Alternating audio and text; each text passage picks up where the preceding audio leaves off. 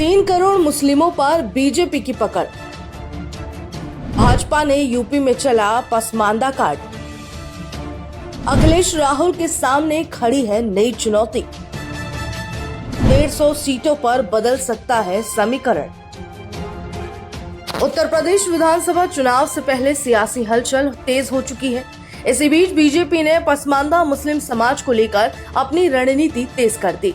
दावा किया जा रहा है कि यूपी की करीब 3 करोड़ मुस्लिम आबादी में बड़ी संख्या पसमानदा मुसलमानों की है, जिन तक पहुंच बनाने के लिए बीजेपी अल्पसंख्यक मोर्चा और योगी सरकार के मंत्री दानिश आजाद अंसारी की अगुवाई में अभियान चला रहे हैं।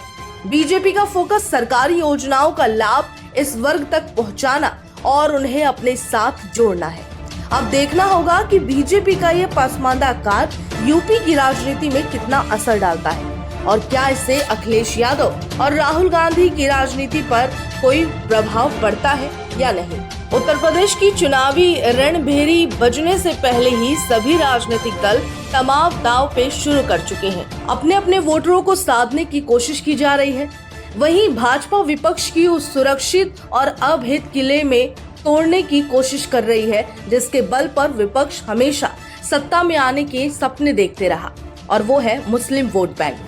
कांग्रेस के राहुल गांधी और समाजवादी पार्टी के अखिलेश यादव जब तक चुनावी गठबंधन और पारंपरिक समीकरणों को दुरुस्त करने में जुटे रहे, तब तक भाजपा ने चुपके से ग्राउंड जीरो पर अपना सबसे बड़ा ट्रम्प कार्ड यानी पसमानदा मुस्लिम आउटरीच उतार दिया।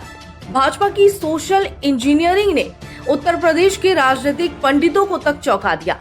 योगी सरकार के अल्पसंख्यक कल्याण मंत्री दानिश आजाद अंसारी की अगुवाई में भाजपा मॉनिटरी सेल सीधे मुस्लिम बस्तियों में जाकर केंद्र और राज्य सरकार की योजना का रिपोर्ट कार्ड पेश कर रहा है, जिससे विपक्ष के पैरों तले जमीन खिसक गई। उत्तर प्रदेश की कुल मुस्लिम जनसंख्या की आंतरिक सामाजिक संरचना को देखा जाए तो आंकड़े विपक्ष की रातों की नींद उड़ाने के लिए काफी हैं।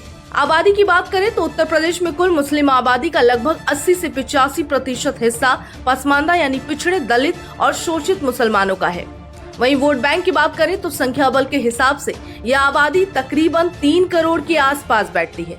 अब तक की पारंपरिक राजनीति में अगड़े यानी अशराफ मुस्लिम नेताओं का ही नेतृत्व पर कब्जा रहा, जबकि बुनकर, कसाई और छोटे कामगार वर्ग पसमानदा को केवल एक मुश्त वोट बैंक की तरह इस्तेमाल किया जाता रहा। भाजपा की नजर इसी उपेक्षित और विशालकाय 85% आबादी पर है। पार्टी का मानना है कि यदि इस वर्ग को मुख्य धारा की विकास योजनाओं से जोड़ दिया जाए तो विपक्ष का पूरा सेक्युलर गणित बिखर जाएगा। पसमानदा समाज के तहत मुस्लिम समुदायों की ये वो पिछड़ी और अति पिछड़ी जातियां आती हैं जो मुख्य रूप से छोटे मोटे पुश्तैनी और स्वरोध से जुड़ी हुई है। भाजपा इन्हीं जातियों के बीच जाकर सीधे संवाद कर रही है। योगी सरकार के युवा मंत्री दानिश आजाद अंसारी खुद इसी पसमानदा समाज से आते हैं और यही वजह है कि पार्टी ने उन्हें इस मोर्चे का सेनापति बनाया है।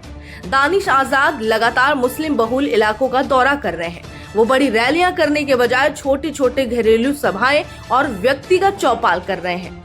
अब देखना होगा कि यूपी में बीजेपी की तरफ से चला गया ये पसमानदा कार्ड कितना असरदार साबित होता है।